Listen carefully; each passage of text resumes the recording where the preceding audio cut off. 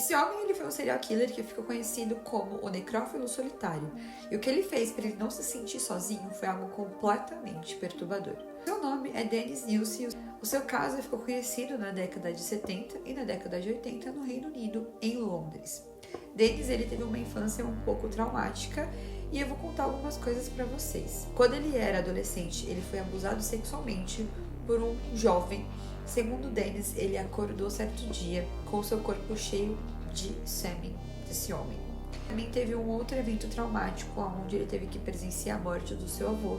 E isso foi uma coisa completamente complicada para ele. 16 anos ele entrou no exército e ele descobriu que ele se sentia atraído sexualmente por garotos. Para vocês entenderem um pouco mais essa história, Dennis ele se tornou uma pessoa muito introvertida e sem amigos. E como a gente está falando na década de 80, pessoas que se atraíam por garotos gays naquela época era muito mais complicado.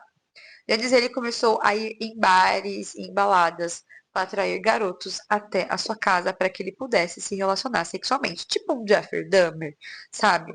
Quando ele chegava na sua casa, ele imediatamente tirava a vida desses rapazes e ele gostava de conversar com esses corpos, de ter relações sexuais com esses corpos, fazer carinho nesses corpos depois que eles estavam mortos. Segundo os relatos do próprio Dennis, era muito fácil ele conseguir interagir, conversar, ter relações sexuais, ter carinho afetivo com o corpo desses garotos que estavam mortos.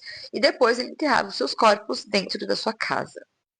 Ele chegava do trabalho, por exemplo, desenterrava os corpos da cozinha ou do quarto e ele ia ter relações com o corpo. Em alguns casos, para ele poder esconder quando já estava entrando em estado avançado de decomposição, ele esquartejava os corpos, ele cozinhava, ele distribuía, ele triturava os corpos e ele jogava, muitas vezes na privada, grandes partes. O Dennis ele foi descoberto quando o encanador foi fazer manutenção na sua casa e descobriu restos mortais no encanamento da sua casa. Então esse encanador chamou a polícia. Quando a polícia chegou até lá e pediu para fazer uma varredura dentro da casa, a polícia viu que tinha 2 sacos atrás da porta e perguntou para ele: por um acaso aqui na sua casa tem 2 corpos? E ele começou a rir, porque na verdade tinha muito mais do que 2 corpos espalhados dentro da casa dele.